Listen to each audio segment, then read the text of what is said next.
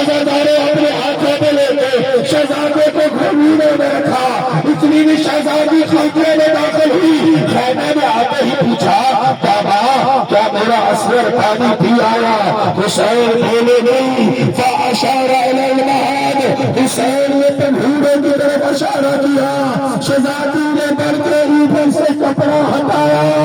کپڑا ہٹانے کے بعد ایک مرتبہ بابا سے سوال کیا بابا کیا میرا اصغر سو گیا؟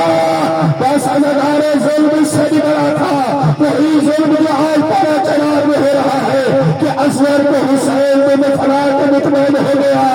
لیکن ہائے خیبے چل گئے، شہزاد کے سر میں کے نیزہ پہ سوار ہوئے. ہائے اصغر دوسری بار نیزے سے زنا ہوا، پھر خنجر سے گلا کٹا. سنا پہ کے نیزہ پہ اصغر کا سر بلند ہو گیا. لیکن یہ تو غربت علی اصغر کی تھی. ہائے کیا سکینہ کے غم ختم ہو گئے.